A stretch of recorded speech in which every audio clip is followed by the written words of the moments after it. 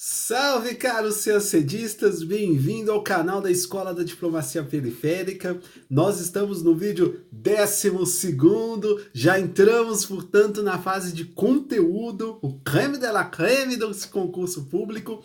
Bem, vídeo anterior nós iniciamos o nosso conteúdo sobre a nova política externa brasileira. Falamos sobre o discurso de abertura do presidente Bolsonaro e também da presença do Bolsonaro no Fórum Econômico Mundial em Davos, na Suíça, ali no finalzinho de janeiro, dia 22 de janeiro, para ser mais preciso.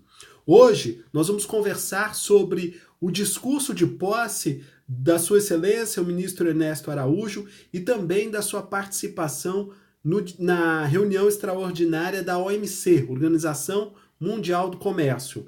Eu confesso a vocês, e preciso dar esse disclaimer aqui logo de partida, que nós estamos aqui numa condição de candidato ao concurso de admissão à carreira de diplomata. Nós não somos professores de política internacional, nem professores de economia. O que nós vamos compartilhar aqui é uma experiência de estudo e de aprendizado. Espero que vocês gostem, porque realmente é uma forma de a gente fazer um estudo integrado. Geralmente, quando você vai ao mercado, você vai observar que as caixinhas das disciplinas são oferecidas separadamente. O que este canal tenta proporcionar ao candidato de CACD é o estudo integrado, tudo bem?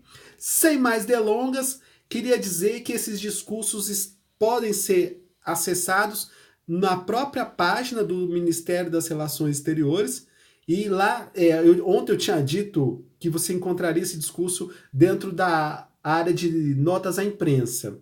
Não, você vai encontrar uma pasta específica, um link específico dos discursos oficiais, tá? Dos presidentes, do chanceler e do secretário de Estado, tá bom?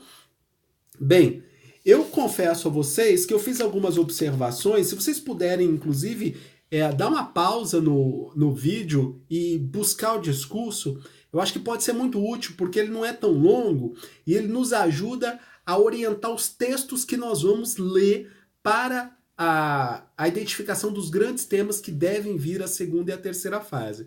Eu acho que esses textos da nossa nova política externa do Brasil vai nos ajudar a orientar os textos para fazer esse diálogo com a banca. Tudo bem? Bem, a primeira observação que eu gostaria de fazer do texto do ministro, gente, eu pus o óculos aqui porque a idade chegou, tá bom? Me perdoem. É que o Brasil deve devolver ao Brasil aos brasileiros. Bem, quando ele diz que deve devolver o Brasil aos brasileiros, ele está querendo implicitamente dizer que o Brasil, pelo menos na sua definição de política externa, não era dos brasileiros. Ele está fazendo uma referência propriamente ao que a gente chama de soberania popular. E a soberania popular nada mais é do que a criação de instrumentos onde o povo pode exercer uma participação efetiva nas decisões do governo.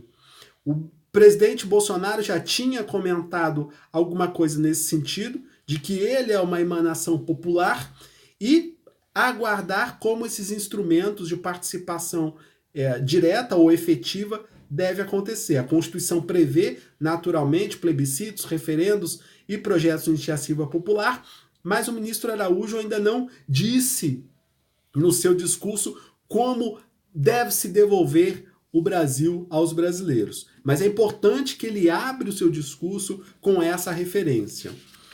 Bem, mais adiante eu acho que tem alguns pontos importantes que a gente pode conversar, quando ele faz referência à necessidade de libertar o Itamaraty de algumas amarras.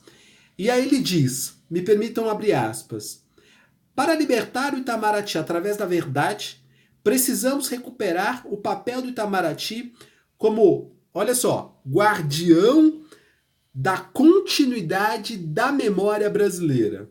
Ele atribui ao Itamaraty o papel de guardião da memória brasileira. Isso é muito importante porque isso impacta, por exemplo, para fins de concurso público, na nossa segunda fase. A nossa segunda fase tem uma prova de língua portuguesa, e a prova de língua portuguesa pode trazer um tema com esse conteúdo. guardião da continuidade da memória brasileira. Mais adiante, ele diz, ainda em referência ao Itamaraty, abre aspas, como talvez nenhuma outra instituição no Brasil, nós temos a responsabilidade de proteger e regar esse tronco histórico multissecular por onde ocorre a seiva da nacionalidade. Anota aí, nacionalidade é uma marca do governo Bolsonaro, é uma marca da nova política externa brasileira. A nacionalidade aqui, quando a gente fala, por exemplo, de autodeterminação dos povos, de nacionalismo, a referência que ele tem feito é como você pode observar que tem acontecido também em outros países, como a Polônia, como a Hungria, como a própria eleição do Trump nos Estados Unidos, ou seja, uma retomada do nacionalismo, do conservadorismo, em oposição ao que se pode entender por globalismo. Então, o nacionalismo deve ser uma forte marca dessa gestão da política externa brasileira. Tudo bem? E aí ele faz uma referência muito interessante a uma frase do Barão, claro, volta e meia, se você pega os discursos de posse dos ministros anteriores, não tem como não falar do Barão do Rio Branco, nosso patrono, né? O pai da diplomacia brasileira. E ele diz, numa frase, para retomar uma frase do Barão, de um lema, né? Que onde, em todos os lugares você estiver, lembrar-se da pátria. Bem, esse tema da memória da pátria, onde quer que nós estejamos, já foi tema do nosso concurso, eu não me lembro exatamente o ano, mas foi tema da prova de língua portuguesa, e ele faz uma pequena correção de tradução, e eu acho que é importante fazer uma correção de tradução, porque ele traz uma frase do latim, né? O latim hoje não é falado, mas a não ser lá pelo direito canônico, mas ele diz o que ele entende sobre essa memória da pátria. Isso para a gente é importante porque está nesse resgate da perspectiva nacionalista. Abre aspas sobre o que ele diz. Lembrar-se da pátria não é lembrar-se da ordem liberal internacional. Não é lembrar-se da ordem global. Não é lembrar-se do que diz o último artigo da Foreign Affairs ou a última matéria do New York Times. É lembrar-se da pátria como uma realidade essencial. Não estamos aqui para trabalhar para a ordem global. Aqui é o Brasil. Muito bem, a perspectiva nacionalista do ministro Ernesto Araújo, e que deve orientar a nova política externa brasileira, é uma defesa estrita dos interesses nacionais. E nessa perspectiva, se você observar a teoria de relações internacionais, nós temos aí um misto, né, de teoria realista, mas também alguma coisa da escola inglesa, porque nós vamos, de fato, atuar nos arranjos internacionais, agora, sem necessariamente fazer uma devoção a esses regimes multilaterais ou a esse entendimento de uma ordem global. O que nós vamos defender nesses instrumentos internacionais é a posição do Brasil, com a grandeza e com a soberania que o Brasil merece exercer. Tudo bem? Mais adiante, e eu acho que positivamente para quem é amante da língua portuguesa, para quem é amante da pátria, um discurso bastante patriótico do Ernesto Araújo, ele diz mais adiante, vamos ler menos Foreign Affairs e mais Clarice Lispector ou Cecília Meirelles. Vamos ler menos The New York Times e ler mais José de Alencar e Gonçalves Dias. O Itamaraty existe para o Brasil, não existe para a ordem global. O Itamaraty existe para o Brasil, não existe para si mesmo. Muito bem, quando ele diz que o Brasil não existe para si mesmo, ele acompanha o discurso que nós vimos no vídeo anterior do presidente Bolsonaro, que é devolver ao Brasil, ou melhor, devolver aos brasileiros o exercício do poder político. Ou seja, é claro, ele reconhece, o presidente Bolsonaro reconhece que ele emana essa voz da massa do povo brasileiro, que ele diz que é oprimido pelas elites, e ao emanar esse discurso popular, ou populista para alguns, mas para efeitos de concurso a gente vai dizer que é a soberania popular, e afinal de contas ele vai, o ministro agora, o Ernesto Araújo, vem nessa toada do governo Bolsonaro, dessa necessidade de devolver não apenas o governo, mas também o Ministério das Relações Exteriores para os brasileiros. Queridos, mais adiante ele traz uma frase do Fernando Pessoa que é bastante animadora para diplomatas que têm espírito crítico e têm necessariamente uma necessidade na alma de poder contribuir com a política externa brasileira. Eu gostaria muito de dizer que isso é o caso de todos os diplomatas, mas nem sempre. É o caso de alguns, certamente. Eu conheço diplomatas incríveis que têm realmente um desejo de participar e de intervir na política externa brasileira, mas é uma questão de perfil absolutamente respeitável, aqueles que têm uma posição mais discreta. Agora, independente da ideologia, olha o que diz o ministro Ernesto Araújo. Abre aspas. Fernando Pessoa afirmava o seguinte: o poeta superior diz o que pensa, ou melhor, o poeta superior diz o que sente, o que pensa também. O poeta superior diz o que sente, o poeta médio diz o que decide sentir, o poeta inferior diz o que acha que deve sentir. O mesmo talvez se possa dizer do diplomata, e o mesmo se aplica a um país na sua presença internacional. Se o Brasil quer ser grande, por exemplo, nós podemos inferir dessa fala do ministro Ernesto Araújo que nós seríamos como poetas superiores.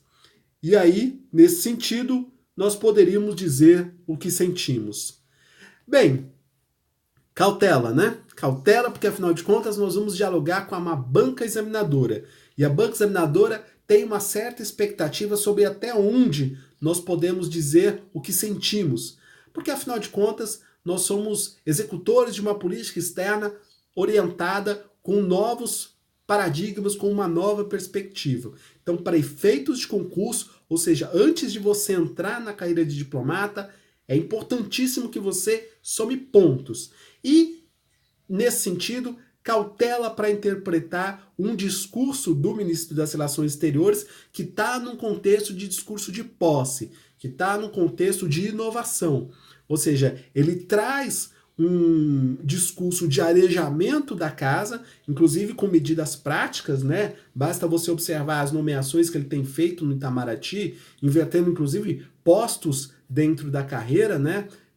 Ministros de segunda classe assumindo chefias, enfim, há um arejamento dentro da casa. Agora, nós que somos candidatos, precisamos ter um pouco mais de cautela.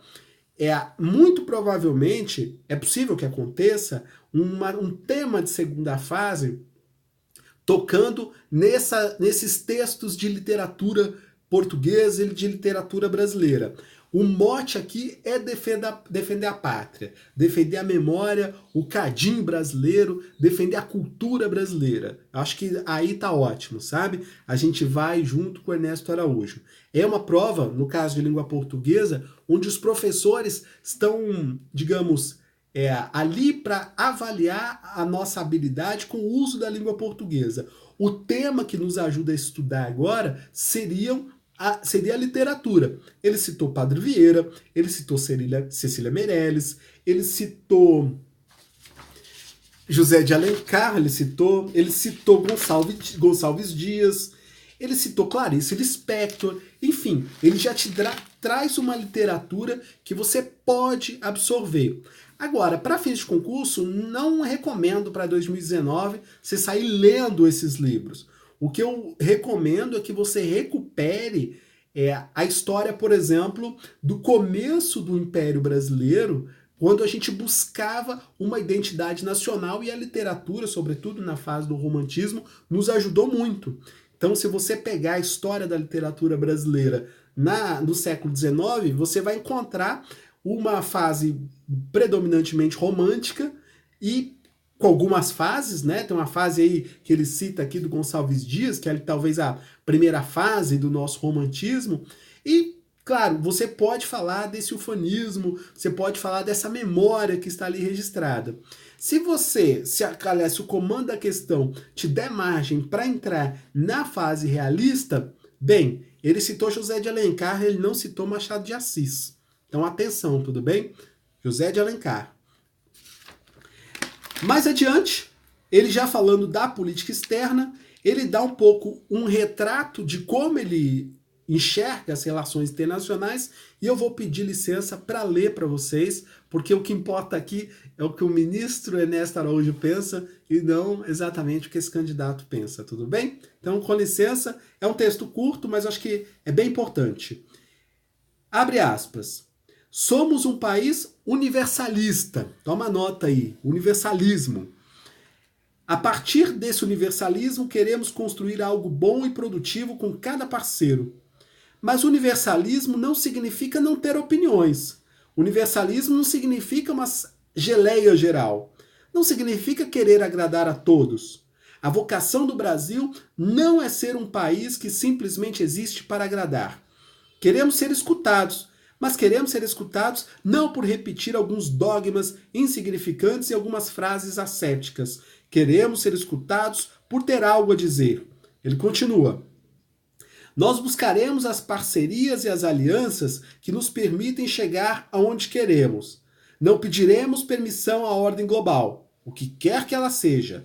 Defenderemos a liberdade e a vida. Defenderemos o direito de cada povo ser o que é, com liberdade e dignidade, com dignidade que unicamente a liberdade proporciona. Muito bem. É uma defesa de uma perspectiva universalista, no sentido de que o Brasil vai atuar na agenda internacional em todos os desafios, ou na maioria das esferas de desafios que caminham para a defesa da humanidade.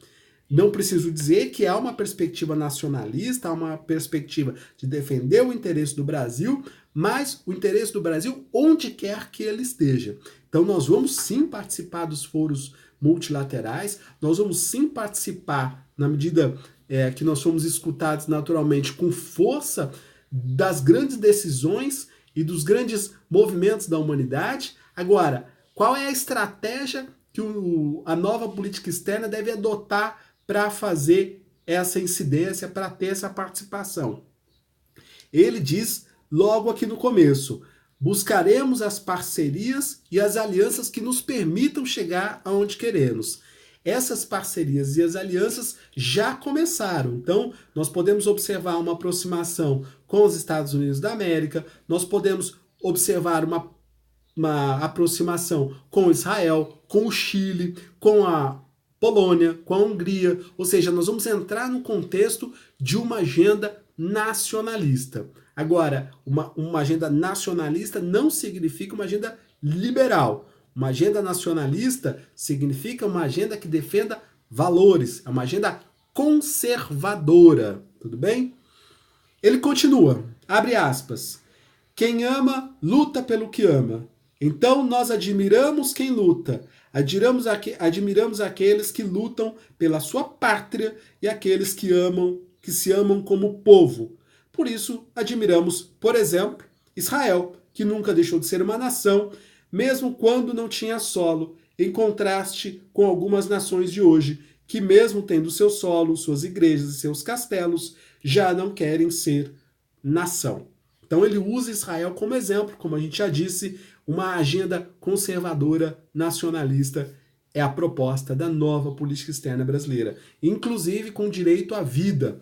Direito à vida significa ser contra o aborto, ou, no limite do que a nossa Constituição possibilita, a regulamentação do aborto já foi suficientemente discutido, inclusive, no nível do Supremo Tribunal Federal, mas, de qualquer forma, há uma mudança na posição do Brasil em relação à questão do aborto. Isso deve entrar na agenda de direitos humanos do país, e aí você, candidato, concorde ou não com a tese, você vai fazer uma defesa do direito à vida. A defesa do direito à vida, que é a posição do STF, a vida desde a concepção, tá? Mas saiba que a mudança do discurso, ela precisa aparecer na sua prova, se assim o comando pedir, tudo bem? Se assim o comando pedir, isso é importante, viu? Para você não precisar dizer mais do que você gostaria.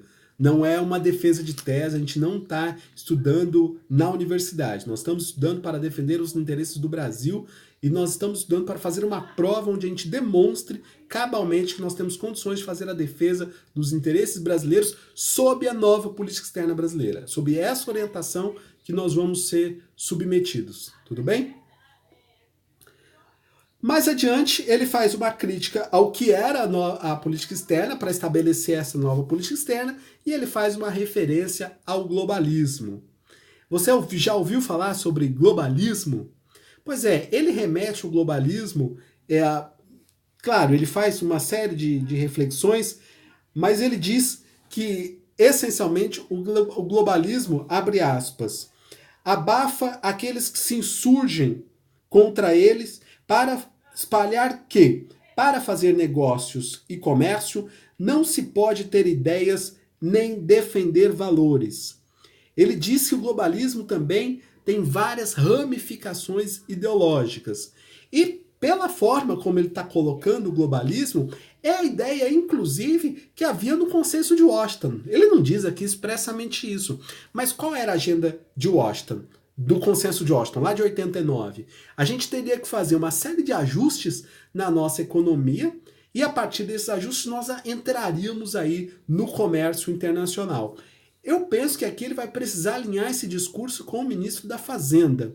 Mas enfim, conversaremos sobre isso. Até onde vai a defesa dos valores que prega e que defende o ministro Ernesto Araújo e até onde vai o liberalismo econômico do ministro da Fazenda, senhor Paulo Guedes. Até porque, aproveitando o ensejo, ele faz uma referência à nossa política comercial. Abre aspas, me permita. O Itamaraty terá, a partir de agora, hein, o perfil mais elevado e mais engajado que jamais teve na promoção do agronegócio, do comércio, dos investimentos e da tecnologia. Agronegócio, comércio, investimento e tecnologia. Vamos seguir. De fato, ao se distanciar do Brasil e do povo brasileiro, o Itamaraty havia se distanciado também do setor produtivo nacional, pois agora estaremos junto com o setor produtivo nacional como nunca estivemos. Nós não vamos mais apenas acompanhar os temas, o jargão antigo do Itamaraty, Itamaraty fechado ao povo. O Itamaraty não será um ministério que só fica olhando.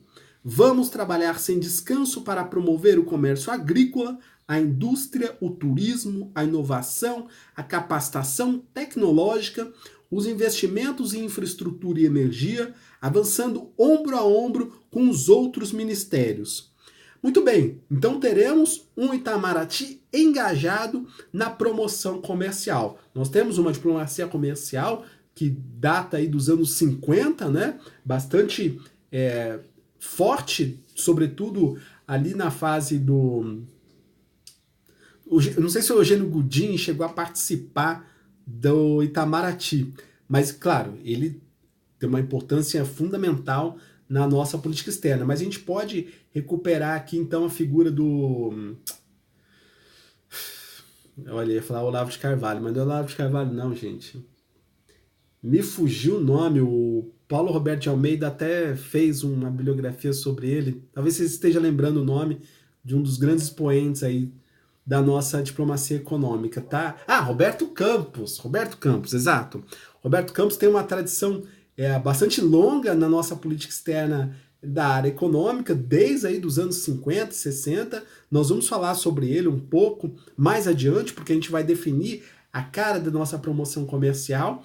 Pela fala do ministro Ernesto Araújo, nós temos certamente a promoção comercial como grande ênfase e também lembrando que em 2016 o Itamaraty absorveu a Apex, né?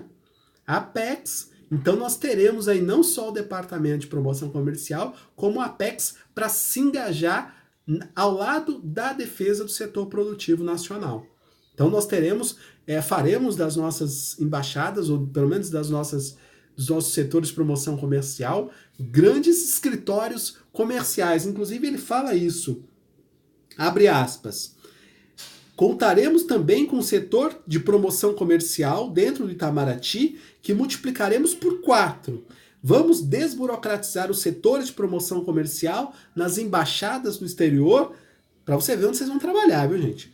Transformando-os em verdadeiros escritórios comerciais capazes de gerar negócios e ocupar novos mercados para os novos produtores. Acho que está mais ou menos claro o que o chanceler deseja em relação à promoção comercial, que vai ser a ênfase, a tônica da sua gestão, e aí você pode ter mais ou menos qual é a perspectiva dos textos que você deve ler, tanto para a política internacional quanto para a prova de economia. Nós vamos trazer esses textos aqui, não se preocupem, mas reparem, a nossa banca examinadora está sendo formada a partir da orientação da nova política externa. Nem poderia ser diferente. Agora, isso não significa que nós teremos uma banca ideológica ou uma ideologia diferente da ideologia que nós tivemos nas bancas anteriores.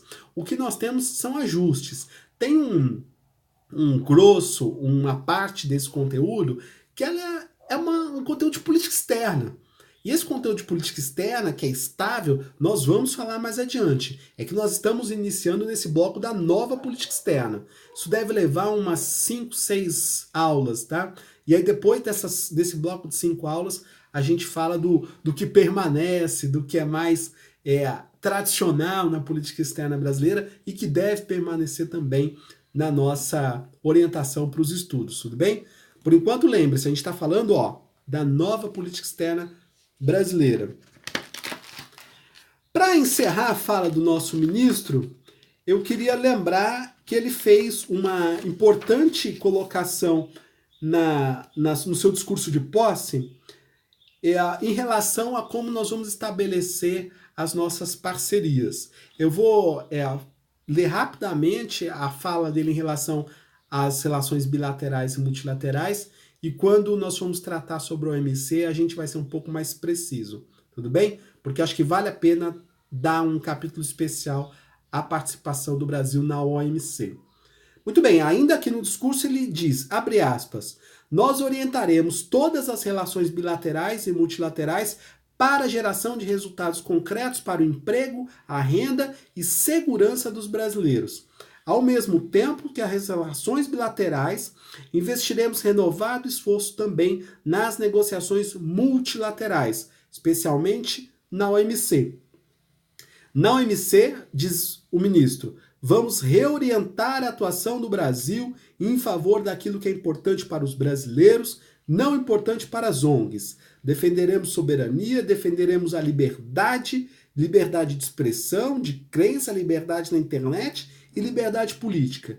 Defenderemos os direitos básicos da humanidade, o principal dos quais talvez seja, se me permitem usar o título de uma novela dos anos 60, o direito de nascer. Aqui ele faz o direito à vida que você vai usar como argumento para mostrar, por exemplo, a mudança que a gente vai ter daqui em diante no Conselho de Direitos Humanos da ONU. Por fim, para encerrar a fala do ministro, eu acho que aqui é muito importante a gente observar, abre aspas, o brasileiro sente que na frente externa será uma das principais, se não a principal batalha pelos seus ideais e valores mais profundos. Seus ideais e valores mais profundos na perspectiva desse governo é o valor judaico-cristão ocidental. Aqui eu encerro a nossa segunda fala, segunda palestra da nova política externa brasileira. Faremos um bloco de 5 vídeos para identificar os novos elementos da política externa brasileira. Por enquanto é isso, um grande abraço.